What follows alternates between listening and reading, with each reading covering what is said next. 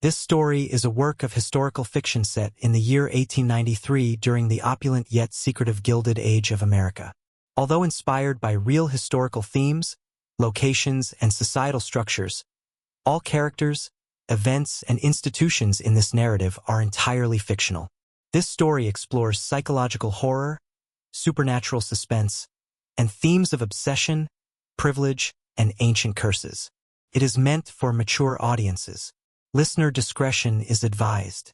The intent is not to glorify or misrepresent any person, class, or historical period, but to weave a compelling narrative of mystery and darkness. Windmere Hall stood like a crown jewel on the rocky cliffs of Newport, Rhode Island. Built from imported marble and veiled by ivy-covered balconies, it overlooked the restless Atlantic like a queen in mourning, distant, cold, and stunning. It was the summer of 1893, and the sea winds carried not only the scent of salt but also the whispers of old money, decaying secrets, and something darker. Inside the sprawling estate, Eleanor Van Allen lived in lonely luxury. At 19, she was both envied and pitied.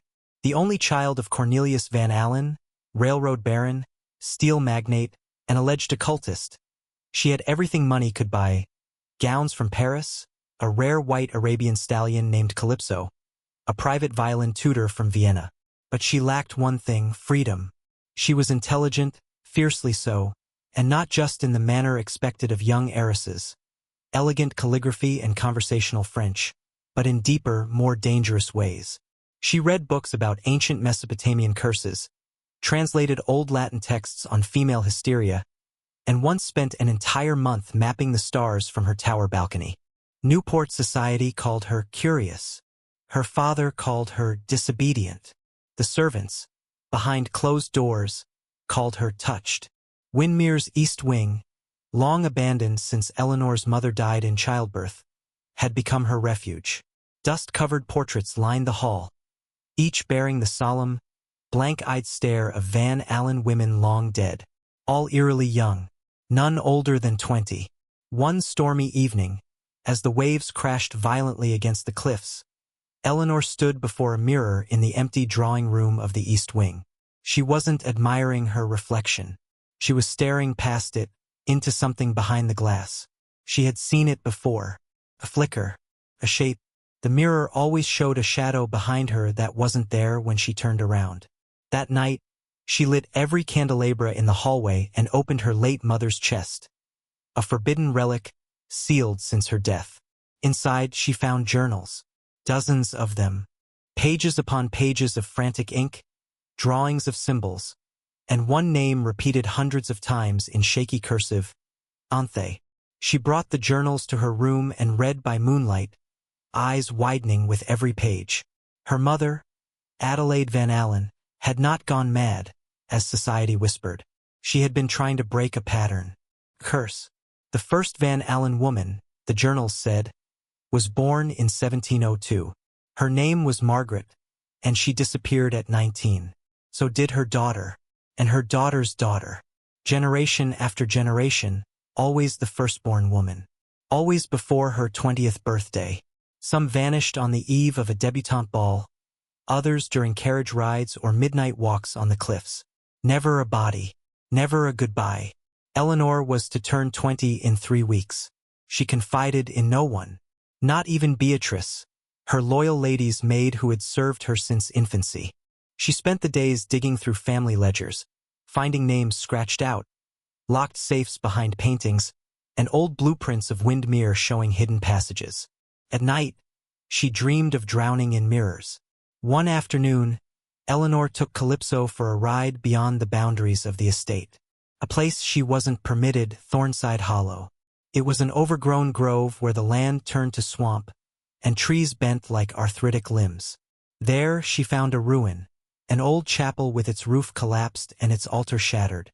Carved on its broken stones were the same symbols from her mother's journal, and the name Ianthe.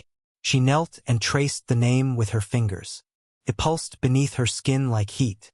Her horse shrieked and reared suddenly, throwing her to the ground. For a moment, she saw someone, or something, watching her from the trees. A woman, pale, silent. She ran, faster than her breath could catch. But the vision followed her into dreams. Windermere grew colder. The servants avoided her eyes. Her father became more absent, locked in his study with men in long coats who arrived at night and never gave names. Eleanor began to hear a voice, soft, feminine, familiar, calling her from the mirrors, begging her to wake up. On July 18th, Cornelius Van Allen announced a grand masquerade ball to celebrate Eleanor's upcoming birthday. The invitations were sent to every notable name from Boston to New York. 300 guests, a full orchestra, imported silk lanterns. It would be Eleanor's debut and her trap. She smiled through fittings and rehearsals, but each day brought her closer to a date she feared, not because of a curse, but because of a plan. She knew something would happen that night, and she intended to be ready. She locked her mother's journals in a box beneath her mattress. She began to write her own entries, dated and detailed. And on the final page she wrote, "If I disappear, let it be known I did not run. I did not fall. I was taken. And I want to be found." Windermere Hall stood, as it always had, overlooking the sea.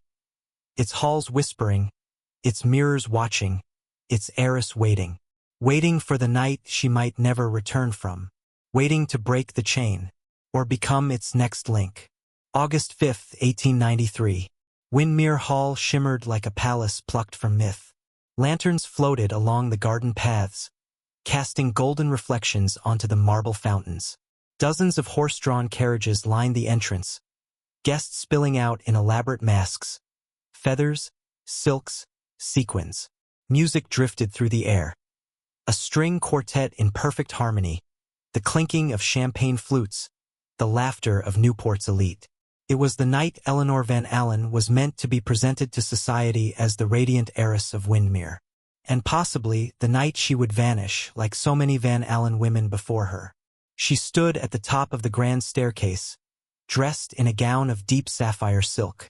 Her mask was gold, shaped like a phoenix, but her eyes, sharp, nervous, were unmistakably hers. She descended with poise, her hand delicately resting on the banister. A hush fell over the crowd as she entered the ballroom. She was dazzling, but she was not safe. She knew it. Underneath her dress, tied tightly at the waist, was a velvet pouch containing her mother's locket, a compass, a tiny dagger, and a folded piece of parchment with the symbol of Ianthe scrawled in charcoal. Just hours before, Eleanor had found the same symbol carved beneath her dressing table mirror. And in that mirror, for a moment, she had seen herself smiling. But the reflection hadn't moved when she did. It had stared and blinked on its own. Detective Silas Boone, still undercover as one of the evening's violinists, watched from behind the orchestra pit. His cover had allowed him access to the mansion during the preparations, and he'd seen the blueprints. More importantly, he had discovered a corridor behind the east wing that led to a sealed chamber. He'd found fresh dust disturbed. Someone had been using it. Boone had taken the case 3 weeks earlier when Cornelius Van Allen's secretary, trembling and pale, slipped him an unsigned letter. "She will vanish like the others. Find her before the mirrors take her." He had thought it nonsense. But now he wasn't so sure. The ballroom spun with dancing and champagne, but Eleanor moved cautiously through the crowd, her smile tight, her ears tuned for anything unusual. Her eyes kept flicking to the massive gold-framed mirrors that lined the room, imported from France, inherited from her great-grandmother, the first to live in Windermere. Every time she passed a mirror, she held her breath. At 11:07 p.m., the chandelier flickered. A soft breeze passed through the ballroom, though all windows were shut. The violinist's bow screeched, mid-note. Guests laughed it off, murmuring about bad wiring. But Eleanor knew better. She stepped away from the dance floor, making her way toward the east wing, the part of Windermere everyone said was too drafty for guests. She passed servants who gave her wide, frightened eyes. One tried to speak, Beatrice, her maid, but Eleanor gave her a look that said, "Don't follow me." The hallway darkened as she moved deeper into the abandoned wing. Candle sconces still glowed softly, but the mirrors here were older, cracked in places, warped in shape. She counted them as she passed. 1, 2, 3. She paused. The fourth mirror didn't reflect her at all. She stood in front of it, raised her hand. Her reflection was gone. Behind the glass, instead, she saw a room. Not hers. A stone chamber lit by blue flames. Chains hung from the ceiling. In the middle, was that a figure? A girl? No, herself. Sitting. Pale. Lips moving silently. Then the image vanished. The mirror returned to normal. Eleanor stepped back, shaking. Suddenly, footsteps behind her. She turned, dagger in hand, only to find Silas Boone. "You're not supposed to be here," she said flatly. "Neither are you," he replied, lowering his violin case. "I think we're both here for the same reason." Eleanor looked him over. "You're the detective." He nodded. "And you're not crazy. That mirror back there, it doesn't reflect anyone. Not just you." She relaxed just enough to lower her dagger. "I think," he continued, "they've been taking girls through them. Not physically. Not like kidnapping. Something older. Ritualistic. Psychological. Supernatural." Eleanor's throat tightened. "They?" He opened his case, not to reveal a violin but a journal. Her mother's handwriting. "Your father gave me this. Said it was from Adelaide. Hidden behind a false wall." Eleanor took it, eyes scanning the new pages she had never seen. In them, her mother described mirror sickness, and how each Van Allen woman began to lose her reflection days before they disappeared. She had called it the silvering. A sound like breathing echoed down the corridor. Not theirs. Not human. Then laughter. From the mirror. High-pitched. Childlike. Mocking. Eleanor's hand trembled as she reached out to touch the glass again. It was warm. Then her hand went through. Not like melting. Not like breaking. Like stepping into water. Silas grabbed her wrist. "Don't." She looked at him. "I have to. There's no coming back from places like that." She looked down the hallway. "I was never meant to stay." Back in the ballroom, guests began to whisper. "Where's Eleanor? Wasn't she just dancing?" The music faltered. Cornelius Van Allen stood near the balcony, face pale, holding a champagne glass that trembled in his grip. He knew. The time had come. Somewhere deep beneath Windmere, Eleanor was walking. Not on stone, not on earth, but on mirrored glass. A corridor of reflections that didn't follow her, but watched her. And ahead, waiting, smiling, was a woman in white lace with no eyes. And behind her, the sound of a mirror cracking. The morning after the masquerade, Windmere Hall was silent. The music had stopped. The guests had left. And Eleanor Van Allen, the heiress of Windmere, was gone. Her bedroom was untouched. Her mask still lay on the velvet chaise. Her gloves folded neatly beside a small book of poetry. There was no sign of struggle. No broken windows. No open doors. Only one thing was different. The mirror on her dressing table was shattered. Cornelius Van Allen refused to alert the police. "My daughter is unwell," he said coldly to concerned guests and staff. "She has run away before." But Beatrice, Eleanor's maid, knew better. "She would never leave without Calypso," she whispered to the staff. "Or her journals." Detective Silas Boone remained at Windmere, officially as a private guest, unofficially as a man searching for answers in a house designed to hide them. Boone returned to the East Wing, where the cracked mirrors remained. He tapped on them with his cane, listening. Hollow. Too hollow. Behind one of them he heard something faint. A rhythm. Like breathing. He called in a favor from an old friend, Professor Julian Harker, a scholar of pre-colonial superstition and mirror folklore. Harker arrived from Providence 3 days later with a satchel full of ancient texts and a knowing look in his eye. "You're dealing with something pre-Christian?"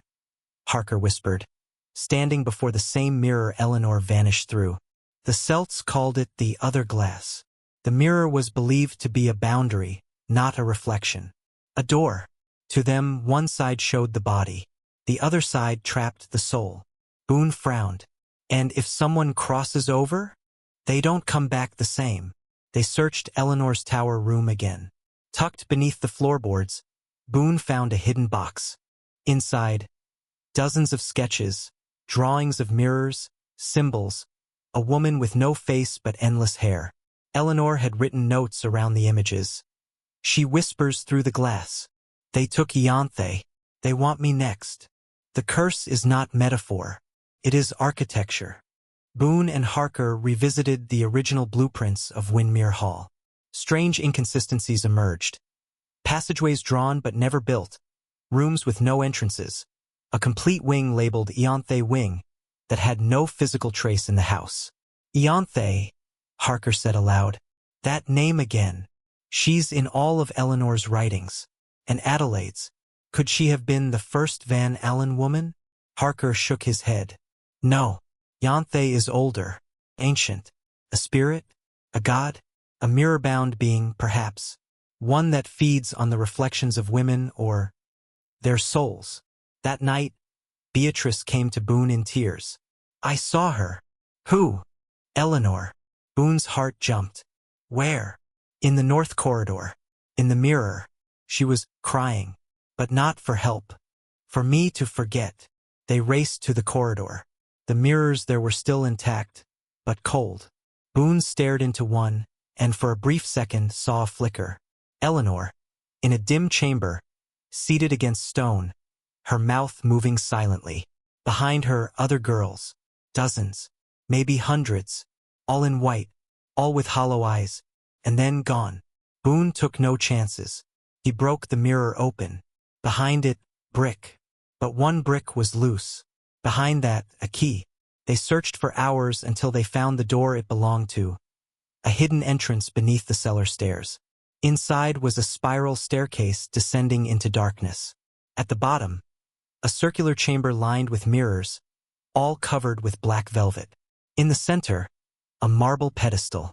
And on it, a small ornate mirror, still uncovered. Boone approached slowly. Don't look into it, Harker warned. But Boone already had. In the mirror he saw Eleanor. She turned toward him, mouth moving. He leaned closer, straining to hear. Harker snatched the mirror away, covering it. Boone fell back, dizzy. I heard her, he gasped.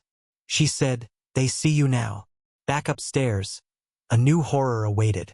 All of Windmere's mirrors had cracked. From ballroom to bathroom, from guest room to hallway. Each showed not reflections, but faces, women's faces, staring out from the glass, mouths open in silent screams. Professor Harker explained it that night over candlelight. Eleanor was correct. The curse is architectural. Windmere Hall is not just a home. It's a prison. The mirrors are conduits, portals. Someone, perhaps Cornelius himself, bound a spirit to this place. A spirit that feeds on the Van Allen line. Specifically, its women. Boone gritted his teeth. We need to find where they're being kept, and how to bring her back. But Harker looked grim. She may not want to return. Why? Because she's part of it now. Once you see the other glass, once you cross the veil, you never return the same. Boone returned to the chamber beneath the house. This time he was ready. He brought a silver mirror, said to reverse reflections. A gift from Harker, and he brought Eleanor's journal open to the final page. He held the mirror aloft, and uncovered the small mirror again. Two reflections collided. A blinding white light filled the room, and then Eleanor's voice, clear, alive. I remember. Where are you? Boone shouted. In the house. In all the mirrors. I am watching. What do you see? A pause. Then, they're waking. Who? The others. The women they took. The ones before me. We are many. And we are angry. Boone stepped back, terrified.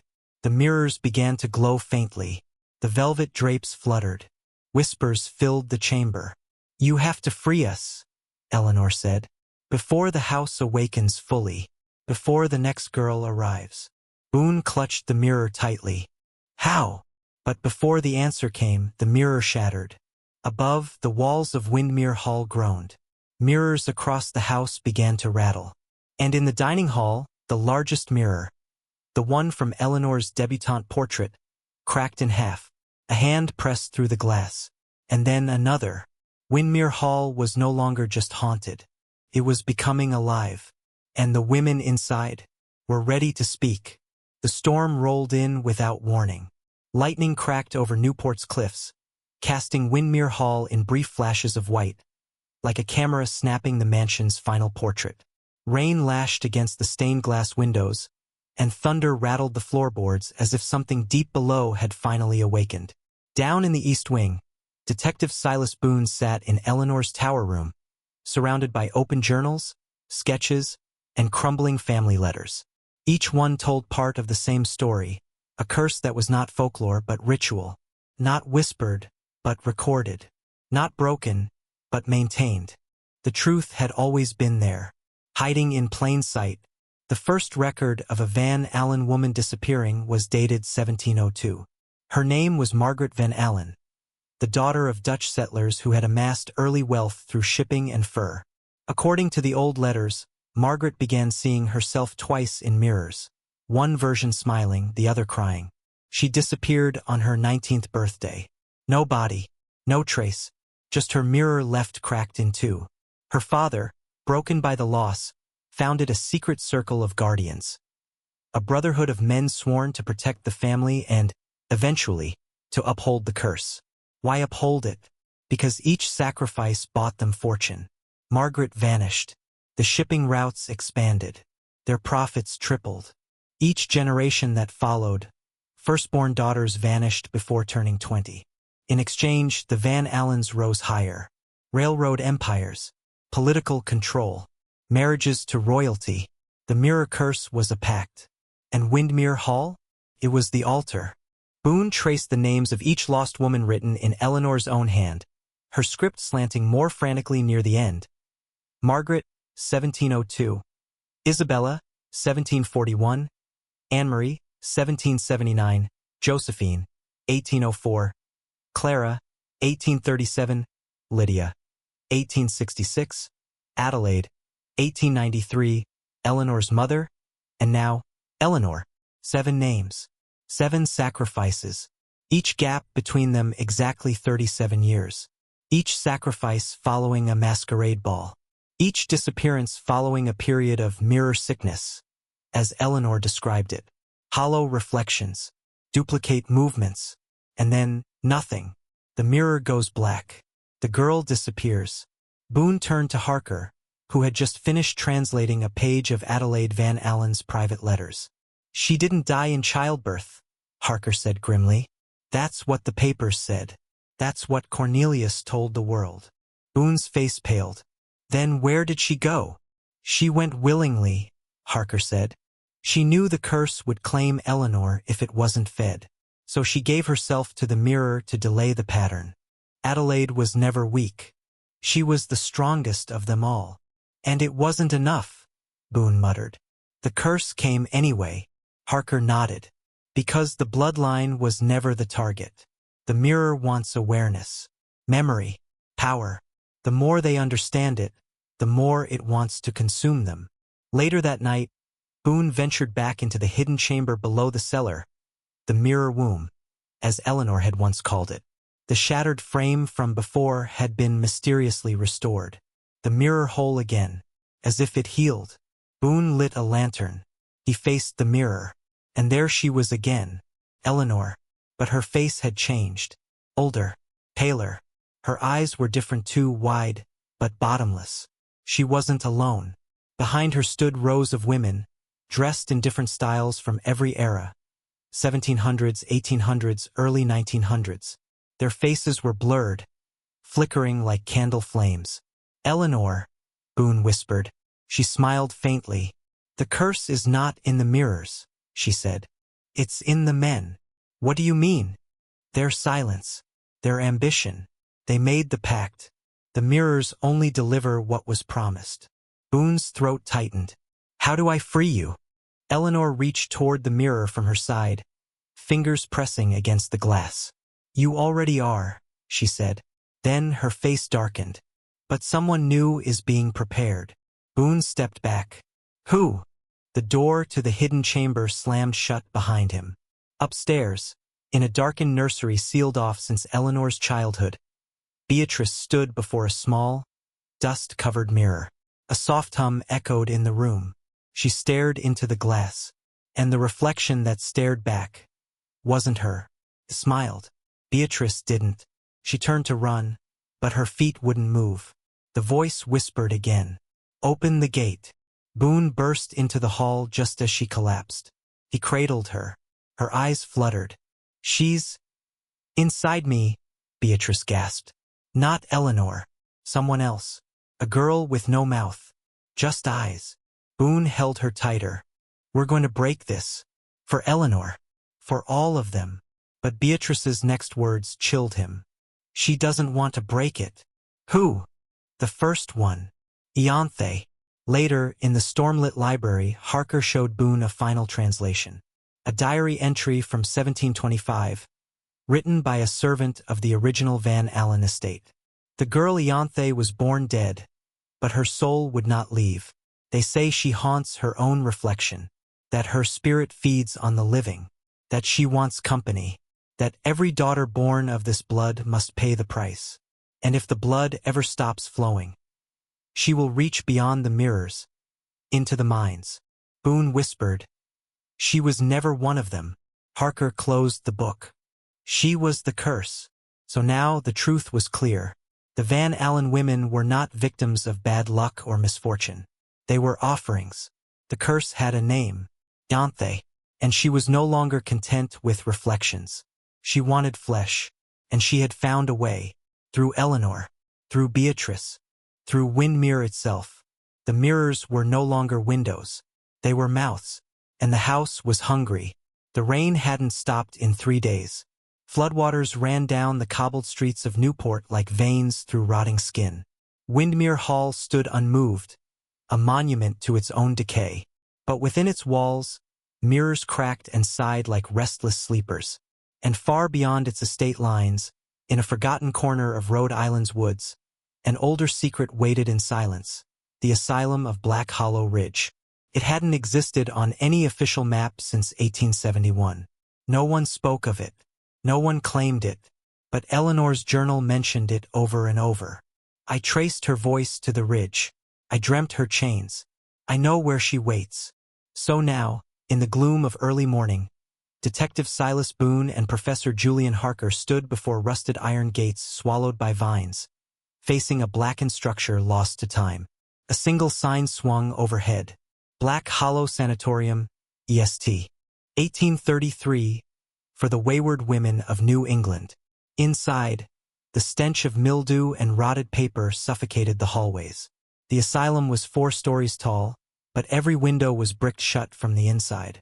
Rats scurried in broken cabinets. Wheelchairs sat turned toward walls. Doors were scratched from the inside. There were no mirrors. Not one. Harker whispered. "They knew. The founders. They understood what reflections could do here." Boone nodded. "They built it to contain something." They moved down the main corridor, flashlights catching glimpses of graffiti etched in blood, fingernails, or worse. Over and over, the same symbol appeared, the mark of Ianthe, a circle with a jagged mouth inside. They found the first record in the administrator's office, a logbook from 1842. Patient 13, Eleanor W., sees her other self in all things with reflection. She says the mirrors speak. She refuses to sleep, violent when denied access to water surfaces. Further pages told of dozens more girls, daughters of nobles, politicians, merchants, all sent here quietly when they began to reflect incorrectly. Some were burned, others sedated until death, but some were simply taken, gone from their beds, their rooms undisturbed, their faces burned into the walls by unknown hands. Boone turned to Harker. Windmere wasn't the only house built to contain her. Harker's voice was dry. It was just the one that survived.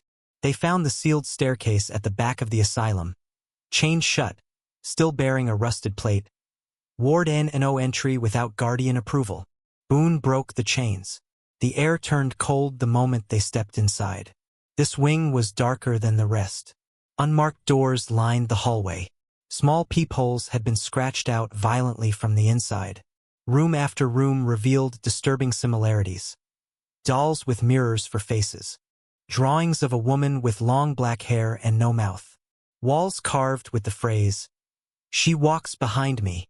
And in room 9, something different. A full-length mirror. Still intact. Wrapped in chains. Harker's breath hitched. That mirror isn't glass. Boone stepped closer. The surface didn't reflect them. It reflected something else entirely. A forest.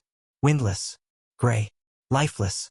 And walking through it, a young girl in a white shift, barefoot, dragging chains behind her. She stopped and turned to face them. She had no eyes, no mouth, but she saw them, and she smiled. Then she reached forward. The chains around the mirror tightened on their own, groaning, resisting her. Then silence. The girl faded. Boone whispered, "Was that Yanthe?" Harker didn't answer. He stepped closer, reading the inscription carved on the wooden frame of the mirror. "Here lies the first. Let no soul wake her. Let no voice name her. Let no reflection call her." Boone felt the cold seep into his skin. She was buried here, not in soil, in glass. She was never buried, Harker said. She was preserved. Suddenly, a sound from behind them. Footsteps. A girl, pale, soaking wet, her eyes wide with terror. Beatrice. She'd followed them. "Something's wrong," she gasped. "I don't remember getting here. One moment I was in the manor, and then I was watching myself move through mirrors." She clutched her stomach. "She's inside." Boone rushed to her. "We'll fix this. You're strong. Fight her." But Harker was already backing away, eyes locked on her reflection in a shattered wall fragment. "She's not alone." In the mirror, Beatrice had no pupils, just hollow black voids. A second mouth opened across her throat, whispering in a child's voice. He broke the mirror. "Let me out now. Let me out now. Let me out now." Beatrice collapsed. Boone pulled her away, but the mirror behind the chains began to rattle. Loud, louder. The forest inside it turned red. The girl was returning. Harker pulled from his bag a silver blade, etched with Latin prayers. "If she comes through, we may not be able to return her." Boone stared at the mirror. Eleanor, Beatrice, dozens of women, all victims. But the line had to break. He slammed the blade into the base of the mirror. A crack. Then another. The glass screamed. Voices cried out in hundreds of languages, overlapping like waves crashing into each other. The mirror exploded, splinters flying in all directions. Then silence. Beatrice gasped awake. Her voice returned. The second mouth was gone, but tears ran down her face. "She's not gone," she whispered. "She's just moved." Boone knelt beside her. "Where?" Beatrice's eyes flicked upward, back to Windmere, and far away, in the coldest corner of Windmere's east wing, an unused nursery mirror fogged on its own. A tiny handprint appeared on the glass, and a girl's laughter echoed faintly, as if it had never truly stopped. For decades, Windmere Hall had been the crown of Newport, a monument to legacy, opulence, and inherited silence. Guests came to marvel at its chandeliers, its imported marble staircases, and the rows of priceless mirrors lining every corridor. But now the house was rotting. The mirrors had begun to weep. Thin trails of condensation leaked from their corners, running down the walls like tears.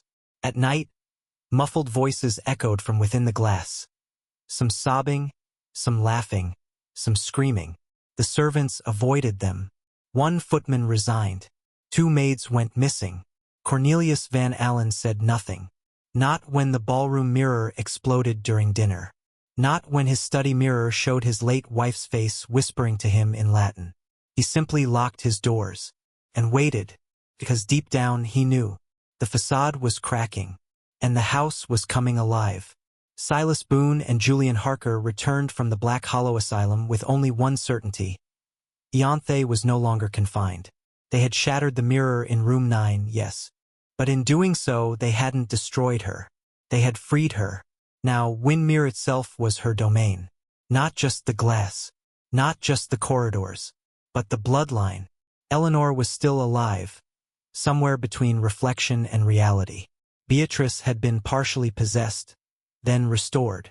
And now, Boone had begun to see Eleanor in every mirror he passed. Not just in Windermere, even in his own pocket watch. Beatrice, recovering in Eleanor's old chamber, refused to sleep. "She's waking the others," she whispered. "The ones buried under this house. The ones who gave in." She showed Boone a note Eleanor had once written in the margin of a diary page. "When the seventh breaks, the eighth will rise. And with her, many more. 7 generations. 7 sacrifices. Eleanor was the 7th. But there was something else, an 8th. Harker believed it wasn't a person. It was a state, an awakening, a point beyond which the curse could no longer be contained to mirrors and minds. It would spill out. Meanwhile, in Newport's upper circles, whispers began. The Van Allens were no longer being invited to parties. Rumors of strange occurrences at Windermere had begun to surface. A visiting cousin from Boston claimed he saw a girl with no mouth crawling across the dining room ceiling. A butler was found frozen in front of a mirror, hands pressed against it like a man trying to pull himself out. A young governess reported being dragged into her own reflection, though her body was later found in the attic, covered in handprints, on the inside of her skin. Cornelius denied it all. He summoned priests, burned incense, even ordered a new set of mirrors from France. But each one arrived cracked. Each one returned, distorted. The curse wasn't in the glass anymore. It was in the house. Boone finally confronted Cornelius in his study. "You knew," Boone said flatly. "All these years. You knew what your family built Windermere on." Cornelius didn't look up. His hands trembled as he poured whiskey into a glass already filled to the brim. "She was just a child," he muttered. "Ianthe, stillborn, or so they thought." But her scream came after the silence, after the midwife called time of death. That scream never stopped. Boone stepped closer. "You kept her spirit alive." "Why?" Cornelius finally met his eyes. "Because she made us gods." He showed Boone an old ledger hidden beneath the floorboards, a record of every year following a Van Allen disappearance. The profits tripled. Fires that destroyed competitors' factories. Disease that spared only Van Allen properties. Legislation passed that favored only Cornelius investments.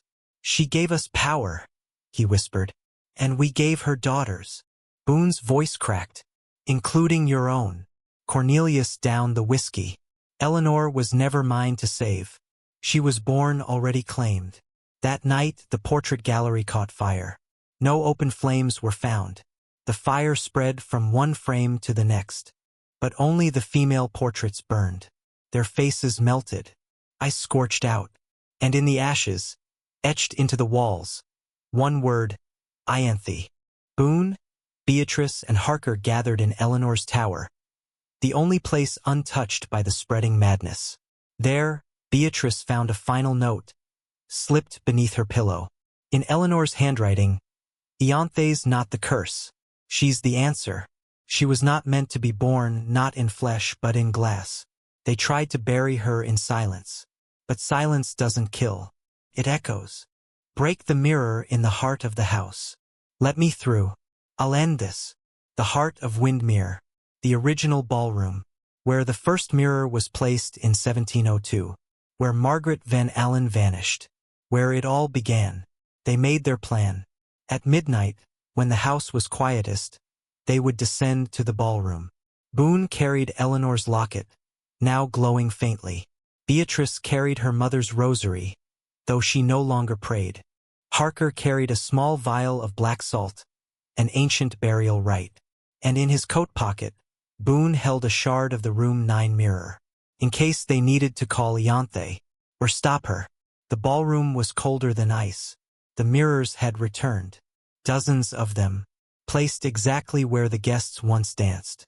But now, each showed only one image. Eleanor, seated in the center of the ballroom, whispering something silently, over and over. Boone stepped forward, voice trembling. Eleanor. Her eyes flicked to his. She smiled and pointed downward, at the floor, at the marble beneath the chandelier, the original stone, unmoved since 1702. They knelt together, pulled at the tile, cracked, revealing a black pit beneath, and inside, a final mirror, unbroken, unaged, still glowing faintly with bloodlight. Harker gasped. That's it. That's her. Boone stared. His own reflection blinked at him out of sync. Eleanor's voice echoed through the room. Not from her, but from every mirror at once. Let me in, or let her out. Choose. Boone hesitated, then drove the locket into the glass. It didn't shatter. It sang. A deep, low hum filled the room. The chandelier swung. The walls bled. Beatrice screamed. Harker fell to his knees, and from the mirror 2 hands emerged. Not Ianthe, not Eleanor. Both. One born in silence, the other in resistance. One soul, one scream. Windmere Hall shook. Its mirrors exploded. Its walls groaned. And the facade, the perfect Gilded Age illusion of wealth and respectability, finally collapsed. For the first time in over a century, Windmere Hall stood silent.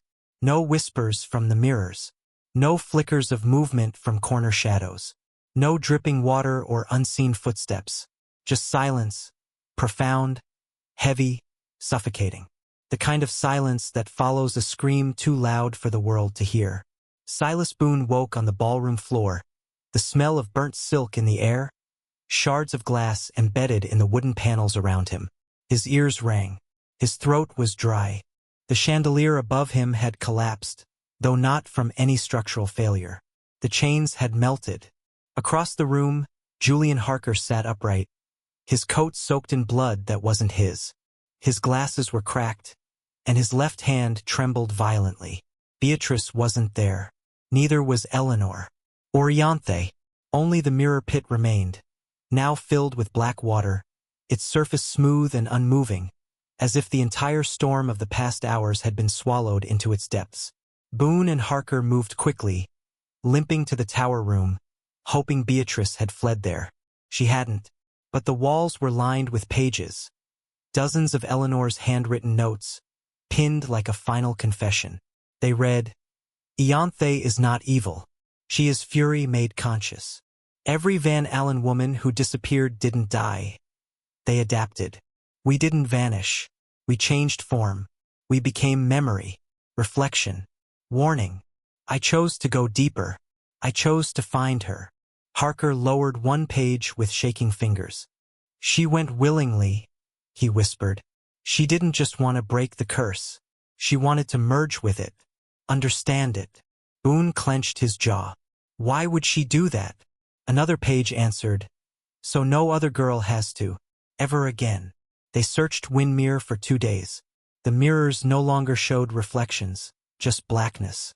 The east wing was sealed shut, its doors warped as though they'd been through fire. But on the 3rd day, Boone found her. In the north garden, under the twisted willow tree Eleanor used to sit beneath as a child. She was seated on the ground, her hair tangled with branches, her dress torn, her hands in her lap. Still, silent, alive, but different. Her eyes opened as Boone approached, but they were no longer the bright, calculating eyes of the heiress who mapped stars and read Latin texts in secret. They were bottomless, still human, but filled with ages of knowing. Eleanor, he whispered, kneeling. She looked at him, and for the first time she spoke, slowly, like someone remembering language. I'm not only Eleanor anymore. Boone's throat tightened. Who are you? She tilted her head. Ianthe is resting, for the first time. Boone sat beside her in the grass. You found her. She found me, she replied. She was not rage for its own sake. She was a child who was never born, who lived in echoes, and was fed pain and silence. Every time one of us disappeared, it was her learning how to scream louder. Boone whispered, and now, she's quiet, Eleanor said. She's not hungry anymore. They brought her inside, gave her warmth, food, clothes, but she never went near a mirror. Not once.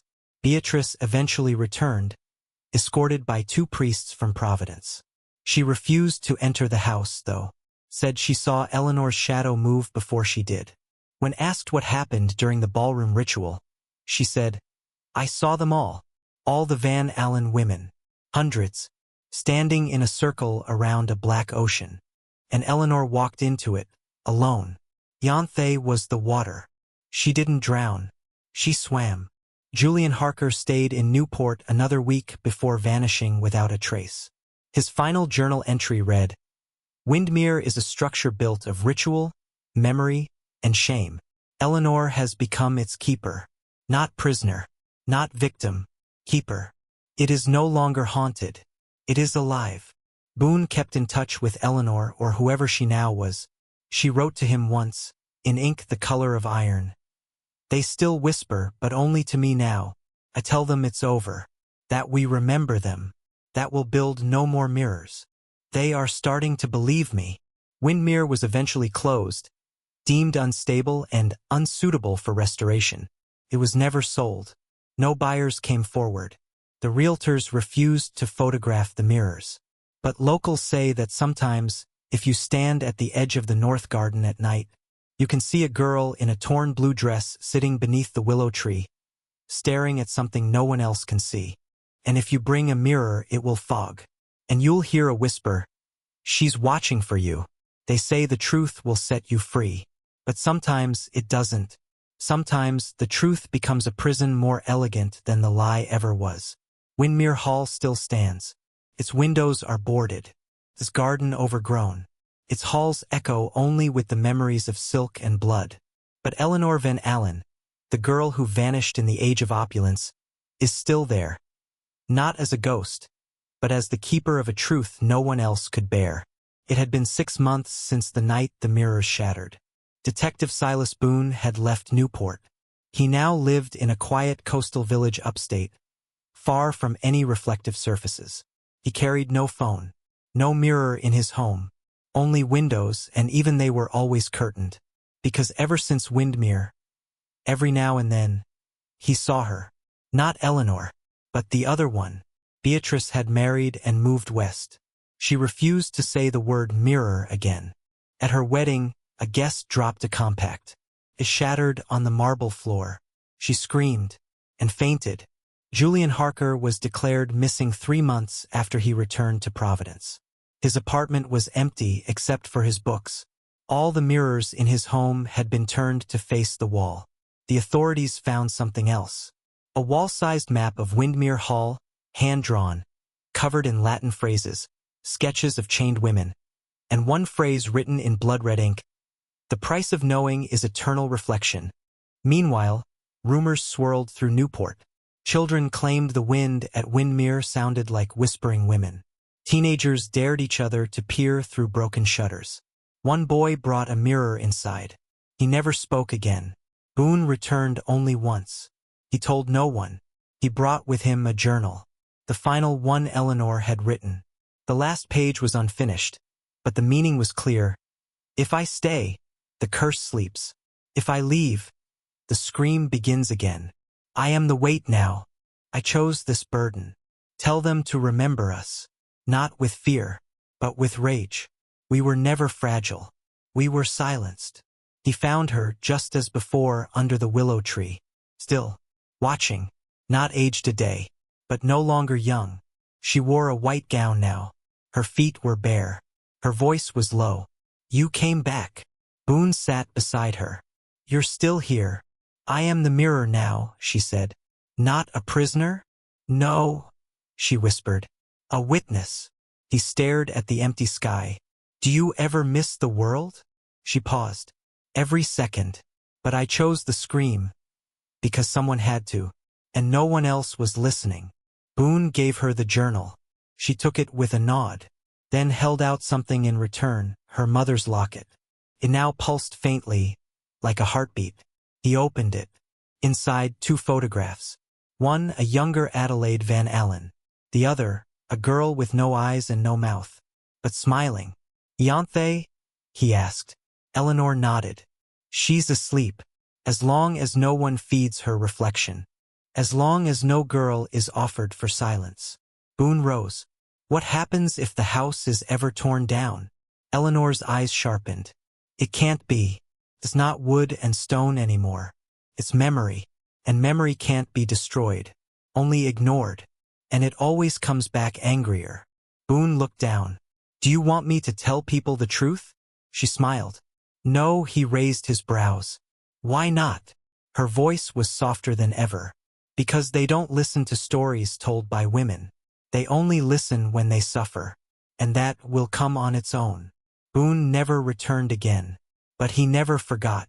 He never looked into a mirror longer than a second, and he never let his daughters out of sight past their 18th birthdays. As for Windmere, it now stands abandoned, locked, rotting, but never still. Local authorities put up signs. Danger, unstable structure, no trespassing. But the brave or the foolish still sneak in, and sometimes they see her, a girl in white, standing by the ballroom mirror, smiling, waiting, not with hunger, but with memory, because the house may be forgotten, but she remembers, and she knows the price of knowing. 5.